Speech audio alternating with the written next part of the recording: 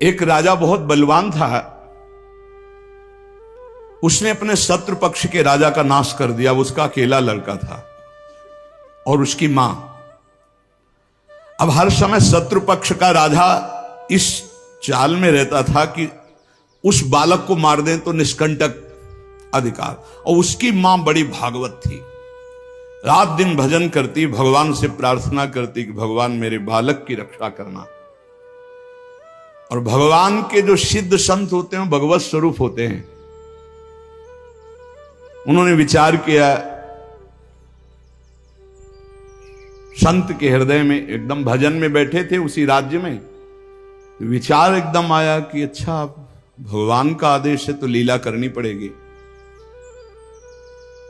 और लीला का उस समय इंतजार करने लगे। तो जो राजा बलवान था, जिसने शत्रु पक्ष के राजा को मारकर उसके लड़के को मारने को ठाना था, उसकी राजकुमारी थी, उसके स्वयंवर की रचना की जब बात आई, कमंडल उठाया, लंगोटी कस के बांधी कमर में, पहुंच गए दरबार में। और वो परिचित थे तपस्या और उनके भजन से। जे भी देखा तो साष्टांग दंडवत राजा हुए। देखो, बाहरी आचरण से कैसे भी नहीं जाना जा सकता महात्मा के स्वरूप को, उनकी लीला को। राजा को मालूम था कि ये बड़े प्रसिद्ध और तपस्वी महात्मा हैं। राजा ने तत्काल अपनी कन्या को बुलाया, प्रणाम करो, आप महाराज आए हैं। राजकन्या बुलाई गई, महात्मा के चरणों में प्रणाम हुआ। महात्मा ने ऐसे देखा नखशिख तक और कहा, इस लड़की का तो विवाह हम करेंगे, किसी राजकुमार से न कर देना। राजा तो एकदम होश उड़ गए। पर बहुत वो प्रवीण भी थे, राजा बुद्धिमान थे। तो उनका, महाराज ब्याह तो आपसे ही कर देंगे, आप जैसा सुयोग्य वर कहां मिलेगा।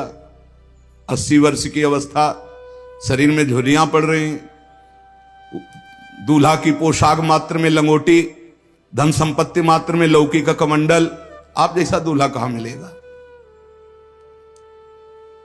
कुछ शर्त हैं, उनका आप पालन कर दो। गए, अपने तिजोरी से इतने बड़े बड़े मोती 2 लाए।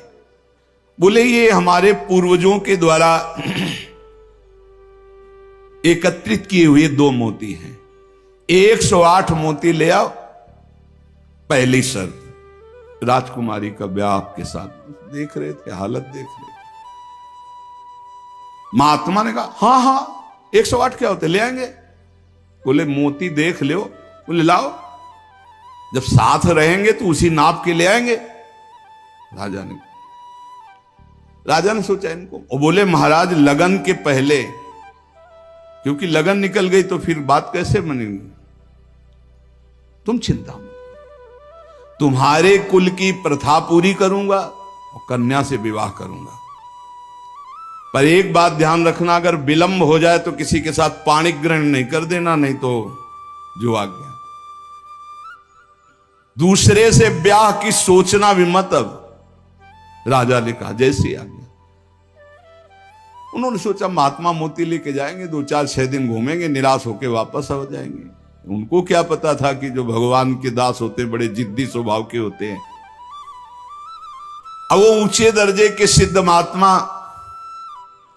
हाथ में मोती लिए हुए पहुंचे। विचार किया कि यार मोती किससे मांगूं, किससे खोजूं, कहां जाऊं। तो उनका समुद्र को रत्न गर्भा कहा गया, क्योंकि समस्त रत्न है, रत्नाकर है, सब रत्न उसमें विराजमान।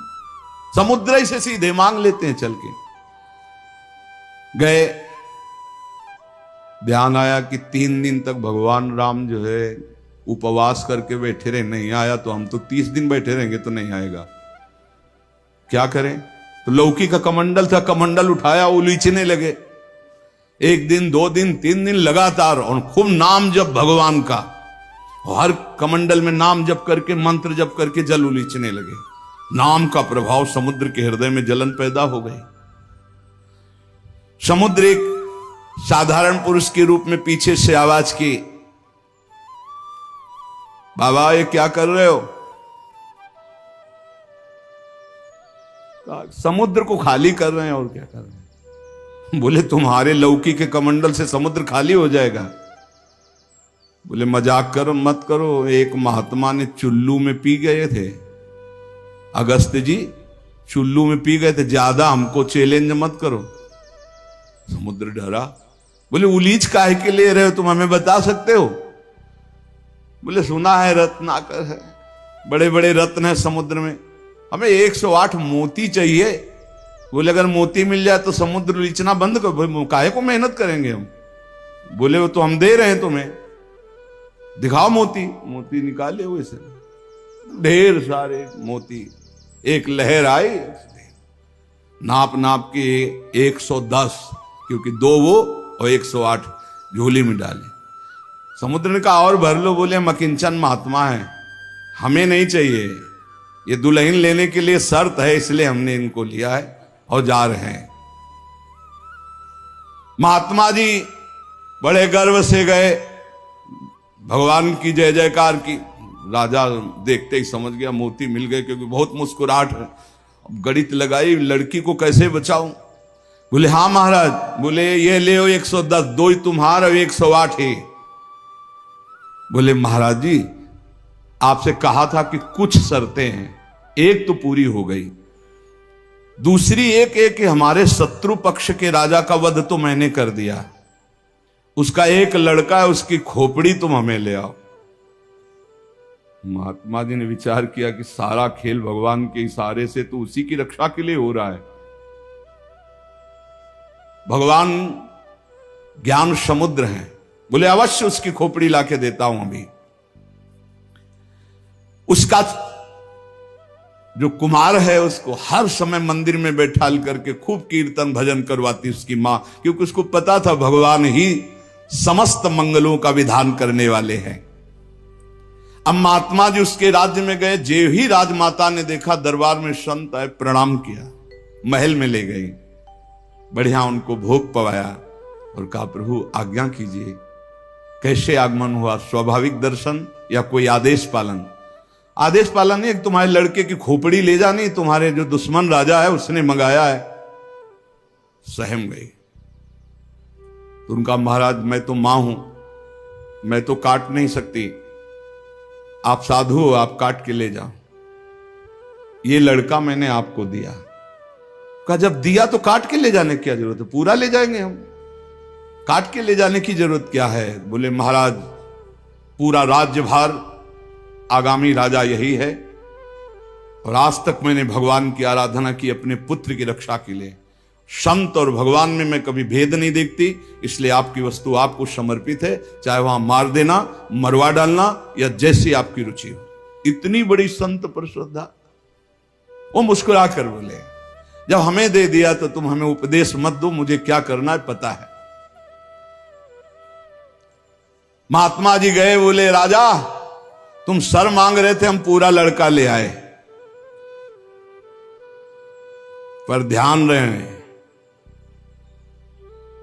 एक भी बाल बांका नहीं होगा, पहले भावरे फिरेंगी, इसके बाद तुम्हें जो मनावे सो कर देना। राजा ने बहुत खुश हुई। बोले बंदी नहीं, बिल्कुल ऐसे ही राजकुमार की तरह बैठा लो, हमारा ब्याह हो जाएगा, हम दुल्हन लेके चले जाएंगे, फिर तुम्हारा जैसा मनावे वैसा करो।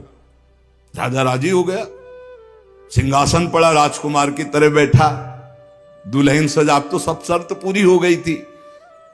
वर पक्ष की जहां बैठक वहां बैठे महात्मा जी, वही जनाती वही बराती, उनके कौन कोई तो था ही नहीं। महात्मा जी विवाह मंडप के नीचे बैठे हैं, आचार्य आए, पूरा दूल्हा भेष सजाया गया महात्मा जी का, लंगोटी में, केवल लंगोटी कमंडल, संत की लीला। कन्या आई, महात्मा ने कहा रुको, एक बार देखा तुम्हारे योग्य नहीं हो, हे राजा ये तुम्हारी लड़की हमारे योग्य नहीं। तो महाराज आप ही बोले थे, अब मतलब अब बेइज्जती तो मत करो, बिल्कुल भावरे पड़ने वाली। लड़के की तरफ देखा, हे यहाँ खड़े हो बगल में, ये योग्य है, तुम्हारी लड़की की एक, चुप, ब्याह कर इसके साथ, तुरंत अपने तपोबल से उस लड़के का ब्याह कराया। बोले सौभाग्य हो गया, जाओ। मां ने आराधना किस बात की थी कि दुश्मन राजा कहीं हमारे पुत्र को ना मार दे, और ये आदेश भगवान ने संत को दिया। तो इतनी बड़ी लीला संत ने रची, और उस राजा से कहा होश में तुम्हारी बेटी का सुहाग है, पूरी सुरक्षा उस राज्य की भी तुम्हें करनी, और अगर हमें सुनाई दिया किसी भी तरह का विरोध, महाराज। कभी कभी भगवान की आज्ञा से संतजन कुछ ऐसी लीलाएं करते हैं जिन लीलाओं को बाहरी आचरणों से आप जान ही नहीं सकते कि मामला क्या है। तो कह रहे हैं कि बाहरी जो लीला है वो तो कोई नाटक का पात्र भी कर सकता है, लेकिन संतों की लीलाओं को बिना भगवत प्राप्त कोई जान नहीं सकता है। हमारे ग्वारिया बाबा वृंदावन के सेवा कुंज गली से मस्ती से में चले आ रहे हैं, यार की मस्ती में। सामने से कुछ बंगाल से एक परिवार आए हुए थे दर्शन करने, उनके साथ लड़की को देखा। 70 वर्ष के होंगे बाबा, ग्वारिया बाबा। बिरज गए, बोले नहीं हम इससे ब्याह करेंगे। अरे बंगाली बोले कैसे करोगे तुम ब्याह, बेटी हमारी हम ऐसे। बोले नहीं। अब तो आवाज हुई तो सब ब्रजवासी इकट्ठा हुए। ब्रजवासी हंसने लगे क्योंकि जानते थे बाबा सिद्ध है और बालवत उनका व्यवहार। बोले लेंगे, दुल्हन लेंगे, इसी के साथ विवाह करेंगे। बंगाली ने कहा तुम चीता में भरो, जहां भरो, हम अपनी बेटी का ब्याह तुमसे। तो बोले नहीं करेंगे। झगड़ा शुरू। ब्रजवासी बंगाली से बोले भैया तुम नहीं जानते, ये सिद्ध महापुरुष है, एक बार हां कर दे, नहीं ये जल जाएगा बाबा। बोले अगर कुछ भी हो तो हम लोग हैं, तुम चिंता मत करो, एक बार हां कर दो। उनको समझाया, अलग ले जाए। बोले बाबा ब्याह के लिए तैयार है। बोले तैयारी की जाए। वो तो घबरा रहा है। ब्रजवासियों का बाबा पूरी तैयारी है, बस तुम अपनी तैयारी कर लो दूल्हा बनने की। यार नहीं इच्छा तुम्हारी? नहीं। बोले हमारे यार की इच्छा नहीं। चलिए। संतों की बाहरी लीलाएं ऐसी, जो सिद्ध पुरुष होते हैं उनको लोक व्यवहार की, क्योंकि वो अब सबको भगवत स्वरूप देकर एक आनंद लीला उनकी चलती रहती है। तो कह रहे कि नाटक करना गंभीरता का, ये सब ये तो नाटक पात्रों में हो सकता है, लेकिन भगवान के संतों की अभिनय की बुद्धि नहीं होती, वो स्वाभाविक भगवत प्रेरित लीलाएं उनकी होती रहती। बोले मिताहार, आधा किलो देसी घी, किलो 1.5 किलो रबड़ी, आधा किलो 1 किलो दाल सब्जी, ऐसी रोटी बीता से ना पी जाए।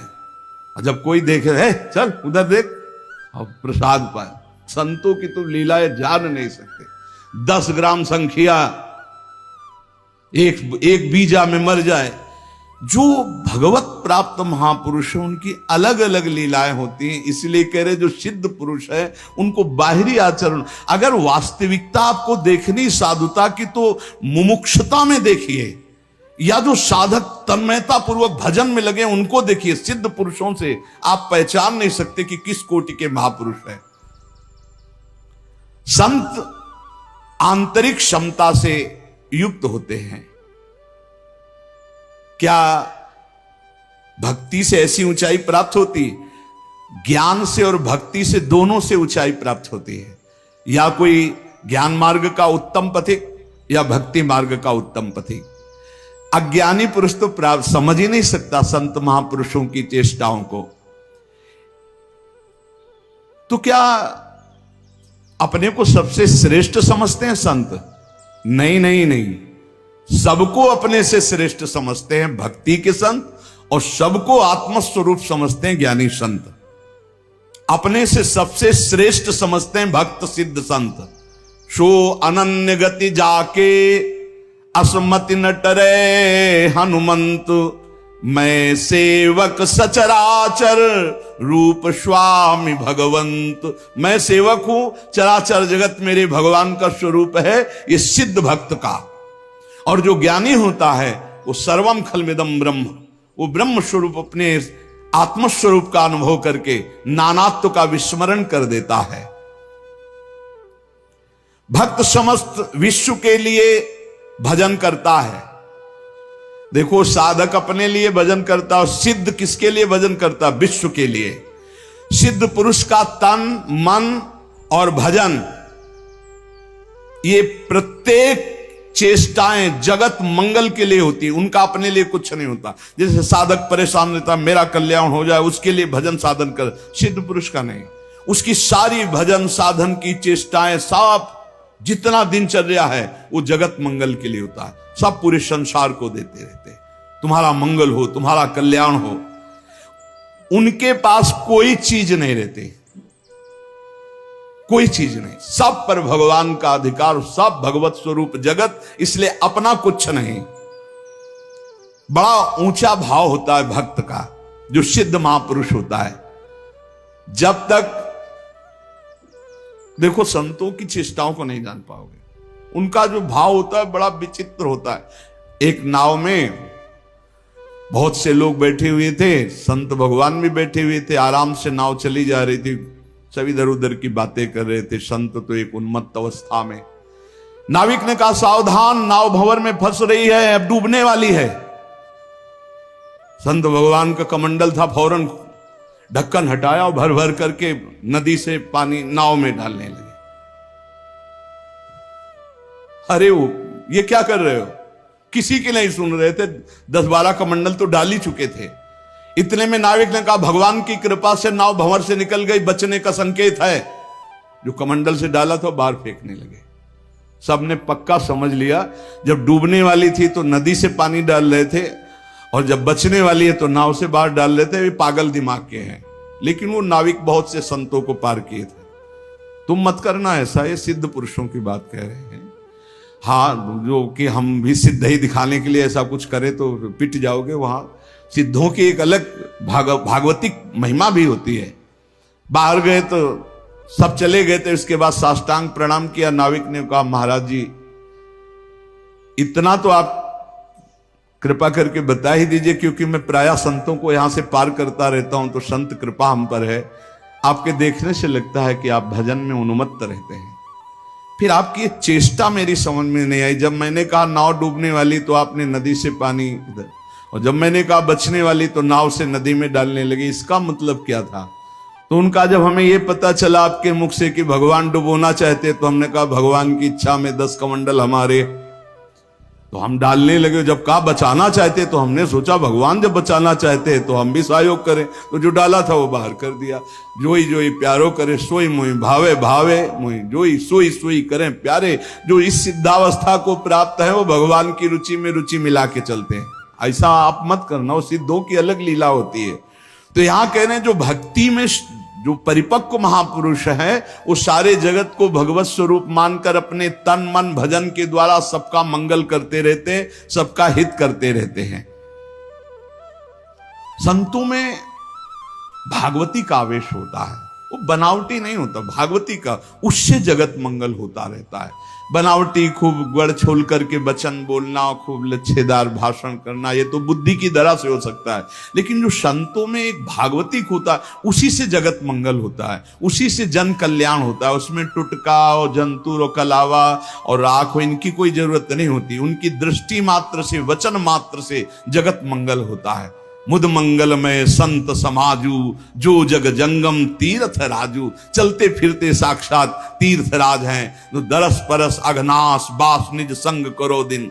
जिनके दर्शन मात्र से, स्पर्श मात्र से बड़े बड़े पाप नष्ट हो जाते हैं, ऐसे भगवान के प्रेमी संत जन होते हैं। तो क्या जैसे अज्ञानी मनुष्य को देह में ममता होती है, आसक्ति होती है, वैसे क्या संतों को भी अपनी देह प्यारी होती है? वैसा कि मैं पुरुष हूं और ऐसा अभिमान होता है? बोल के बिल्कुल नहीं। विशुद्ध ज्ञान और विशुद्ध प्रेम में मिट जाता है, बिल्कुल नहीं रहता। एक बार यही प्रश्न किया था एक भैरव सिद्ध करने वाले ने आद्य गुरु भगवान शंकराचार्य जी से जाकर कि आपका ब्रह्मबोध होने के कारण शरीर से कोई राग नहीं है? बोले नहीं। बोले हम आपकी गर्दन उतार के ले जाए, हमारी भैरव यज्ञ पूर्ण हो जाएगी तो मैं सिद्ध हो जाऊंगा, क्योंकि आपको शरीर से कोई राग तो है नहीं, मिथ्या है आपकी दृष्टि में। बोले पक्का, पर अभी जो उतारोगे तो शिष्य लोग हैं, ये तुम्हारा हित कर सकते हैं। कल 4 बजे आना, यहीं पीपल के नीचे मैं ध्यानस्थ दूंगा, सर उतार ले जाना। वो 4 बजे आया अस्त्र लेकर, तो स्वामी नरसिंहाश्रम जी महाराज गंगा स्नान कर रहे थे। एकदम आवेश आया, हुंकार भरी दौड़ते हुए आए और वो पहुंच भी नहीं पाया था, उठा के पटक दिया और नाखूनों से उसे फाड़ दिया। फिर एकदम आवेश शांत हो गया। तब ये भगवद आवेश, ये जो बड़े महापुरुषों के चरित्र हैं, ये बड़े शिक्षास्पद भी होते हैं और ये अलौकिक भी होते हैं। कभी कोई महापुरुषों की नकल ना करे, हमारी प्रार्थना है कभी नकल न करे कि हमारे गुरुजी ऐसे, तो नहीं, जो गुरुजी के उपदेश है उनके अनुसार चले। बड़े सिद्ध महापुरुषों के बड़े विचित्र विचित्र लीलाएं होती हैं। महापुरुषों की बाह्य चेष्टाओं को बिल्कुल नहीं समझा जा सकता, इसलिए कभी उनकी परीक्षार्थ ये जांच न करे कि हम बाहरी आचरणों से उनको, हम आपको सत्य कहते, बड़े बड़े महापुरुषों से मिले, आप कदापि नहीं जान सकते, कदापि नहीं जान सकते कि ये किस कोटि के महापुरुष हैं, किस कोटि के महापुरुष है। बहुत बहुत ही बड़े बड़ों को संशय हो जाए कि ऐसा नहीं हो सकता। जैसे भक्त संपूर्ण विश्व को साक्षात अपना इष्ट देव मानता है, काम पड़ने पर विश्व हित के लिए प्राण त्याग सकता है, क्या ज्ञान मार्ग में चलने वाला सिद्ध महात्मा भी ऐसा कर सकता है? हां, पहली बात तो उसकी दृष्टि में देह का, ऐश्वर्य का मूल्य ही नहीं है, तो उसको समर्पित करने में क्या देर लगेगा। अतएव अगर सुख पहुंचाने की जरूरत पड़े जगत को, तो ज्ञानी महात्मा अपने प्राण दे सकता है, जैसे भक्त अपने प्राण दे देता है। क्या ऐसे सिद्ध महापुरुषों के आचरण अनुकरण करने चाहिए? हां, जो आचरण उनके उपदेश से मिलते हो। सच्ची मानिए बहुत मुश्किल है, जो बड़े महापुरुष, शुद्ध महापुरुष, भगवत प्राप्त महापुरुष है, बहुत मुश्किल है, क्योंकि जब तक शरीर भान रहता है, जब तक साधना रहती, तब तक आचरण आप देख सकते हो। बहुत सावधान, अगर वैराग्य देखना है तो साधक में देखिए, और तितिक्षा और ज्ञान मार्ग की चढ़ाई देख ली तो मुमुक्षता में देखिए। न ज्ञान सिद्ध और न भगवत भक्ति के सिद्ध महापुरुषों में आप उनको फिर पहचान नहीं सकते, फिर नहीं पहचान। बड़ा विचित्र खेल है। आचरण वही महापुरुषों के अनुकरणीय है जो उनके उपदेश से मिलते हों। केवल आचरण जो उपदेश से मिलते हो बस पकड़ लीजिए, उनके सब आचरण अनुकरणीय नहीं है। एक एक उनके आचरण आपको भगवत प्राप्ति करा सकते हैं, पर वो आचरण जो उनके उपदेश से मिलते हों। बिल्कुल आप लोग बिल्कुल समझ ही नहीं सकते हैं, नहीं समझ सकते। हमने देखा है महापुरुषों को, पर उनके साथ बिल्कुल ऐसे रहा जाता है जैसे बच्चा, बालवत, जैसे छोटा बालक घरौंदे बनाता है, खेलता है, कुछ मिनट में बिगाड़ कर चल देता है। महापुरुषों की बड़ी विचित्र गति होती, इसीलिए लिखा है मात संगस्तु दुर्लभ हो। फिर एक शब्द लिख दिया देवर्षि नारद जी ने, अगम्य हूं, आप निर्वाह नहीं कर सकते हो, अगर कर ले गए तो अमोघस्य, निश्चित भगवत प्राप्ति, निश्चित भगवत प्राप्ति। एक बार महाराज चक्रवर्ती सम्राट मरुत 100 यज्ञ का अनुष्ठान किया, और 100 यज्ञ करने वाला देवराजेंद्र का अधिकारी हो जाता है। जो पद है वो, देवराजेंद्र ने सोचा कि अब कैसे रोका जाए, तो उन्होंने वशिष्ठ जी से सीधे जाके, तो वशिष्ठ जी खड़े होकर आदर किए, क्योंकि त्रिभुवनपति देवराजेंद्र देवताओं के। देवराजेंद्र ने कहा हम यज्ञ के लिए तुम्हें आचार्य रूप में, तो उनका मरुत ने पहले मुझे स्वीकार कर रखा है क्योंकि मैं उनका कुलगुरु हूं। तो उनका मनुष्य की स्वीकृति से ज्यादा देवताओं की स्वीकृति होती है, मैं देवराज हूं, मैं आपसे निवेदन कर रहा हूं कि मैं आचार्य पद में आपको स्वीकार करता हूं, क्या यह शास्त्र सम्मत नहीं है?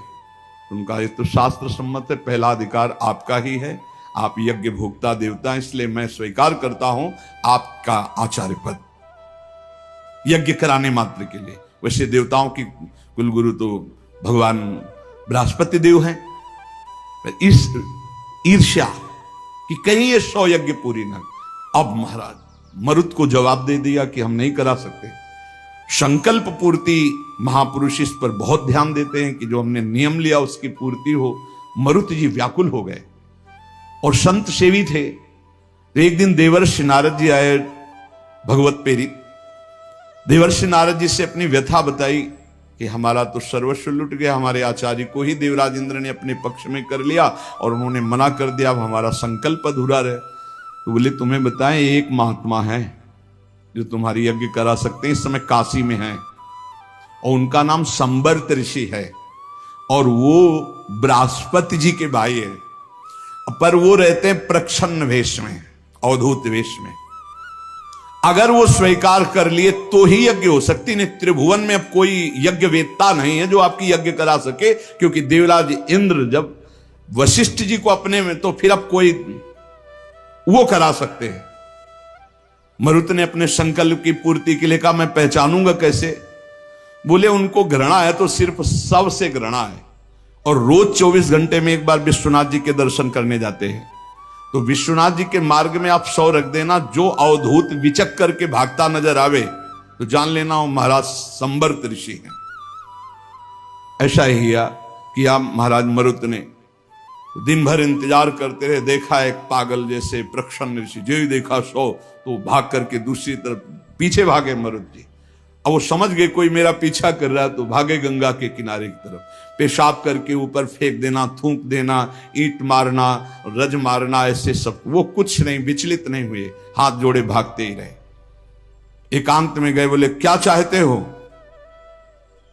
बोले महाराज मेरा नाम मरुत है, मैं आपको आचार्य पद पर स्वीकार करता हूं, यज्ञ कराना चाहता हूं। देख ले, समस्त देवता तेरे खिलाफ हो जाएंगे और अगर तूने मुझे फिर आचार्य पद से हटाया तो तुझे भस्म कर दूंगा। अगर मैं आचार्य पद पर बैठा रहा तो किसी भी त्रिभुवनपति की ताकत नहीं है कि तेरी यज्ञ में विघ्न पैदा कर सके। बोले इसीलिए वर्ण कर रहा हूं, प्राण चाहे चले जा, मैं आपको नहीं छोड़ सकता। संबर्त ऋषि आचार्य रूप से जब यज्ञ के लिए बैठे तो अग्नि देवता आए, उन्होंने कहा आहुति स्वीकार नहीं करेंगे, बंद कर दे, मरुत यज्ञ को बंद कर दे। तो संबर्त ऋषि ने कहा तुम मेरे मंत्र से आवाहन करने पर स्वीकार करोगे, अगर नहीं स्वीकार करोगे तो मैं मंत्र के द्वारा तुम्हें भस्म कर दूंगा। तपोबल से अग्नि देवता को भस्म। अग्नि देवता थर्रा के गए, देवराज इंद्र से कहा बहुत बेढप महात्मा है, मंत्र बल से युक्त है, वो मुझे भस्म कर देंगे, मैं थर्रा गया हूं।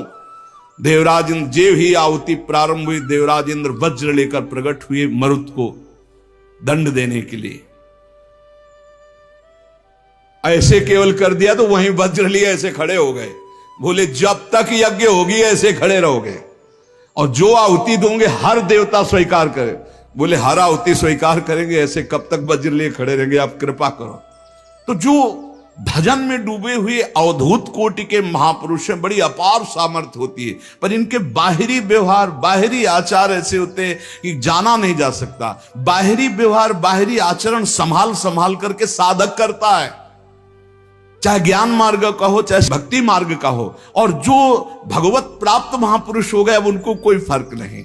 इसीलिए श्रीमद् सुधा निधि में एक श्लोक लिखा है, कर्माण श्रुति बोधितानि नितराम कुर्वन्तु कुर्वन्तु मा गूढ़ाश्चर्य रसास्रगादि विषयान गृह्णन्तु मुंचन्तु वा कैर्वा भाव रहस्य पारगमती श्री राधिका प्रेयसा। ऐसे उत्तम रहस्यमय भाव में डूबे हुए महापुरुष। तो क्या इन महापुरुषों के आचरण शास्त्र के प्रतिकूल भी होते हैं क्या, जिन्हें पापाचरण कहते हैं?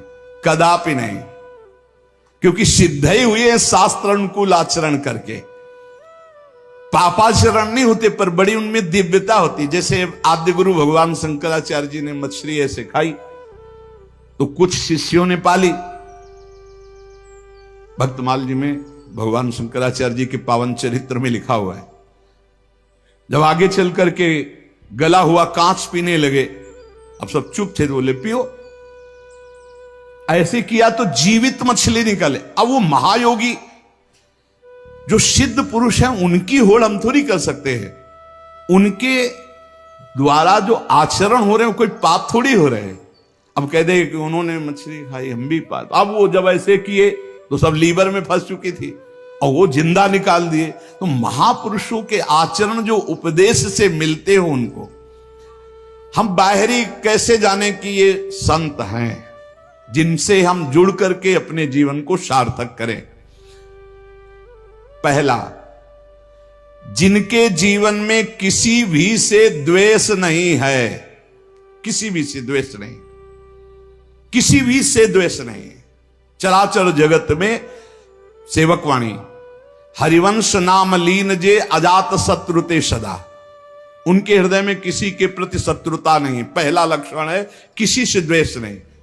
मानो आपसे नाराज हो गए तो द्वेष पूर्वक नहीं नाराज हुए, आपको सद आचरण बताने के लिए, सद में प्रतिष्ठित करने के लिए आप फिर थोड़ी देर बाद मिले, फिर आपको मुस्कुराते मिलेंगे। यह नहीं हो सकता कि उनके अंदर द्वेष हो जाए। वो एक ऐसे उबाल आई है आपके कल्याण के लिए, वो आपको डांटा, आपको सही मार्ग बताया, फिर जब आप मिले फिर वैसे मृदु स्वभाव से मिलेंगे। कोई उनके अंदर द्वेष नहीं होगा। और द्वेष जिसके अंदर होता है तो सालों चलता है, पूरे जीवन भर चल जाता, देखते ही जल जाएगा वही आदमी है जिसने ऐसा। दूसरा, उनका सबके प्रति प्रेम भरा व्यवहार होता है। संतों का सबके एक होता बनावटी प्रेम तुमसे कुछ लेने के लिए, और एक होता निरपेक्ष प्रेम जो भगवत दृष्टि में होता है, उसमें चिपकाव नहीं होता। ध्यान रखना, माया का चिपकाव नहीं होता, उसमें मीठे वचन चाटुकारिता नहीं होती जिसको आप समझते हो कि सांसारिक प्यार नहीं होता। उनमें निरपेक्षता होती है और भगवत भाव वाला प्यार होता है। तीसरा, उनके अंदर भेदभाव नहीं होता अपना पराये का।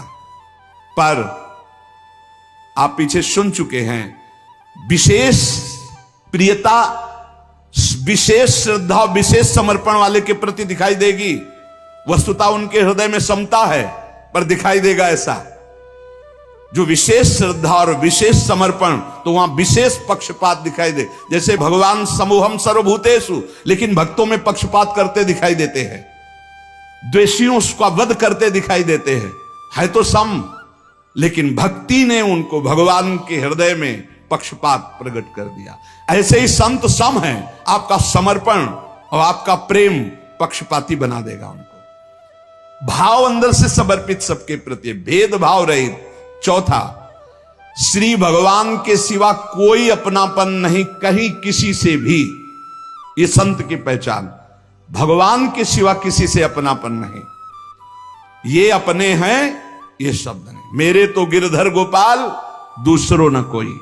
संत की स्थिति में, आंतरिक स्थिति में केवल भगवान, और वही सब रूपों में है, इसलिए सबसे प्यार।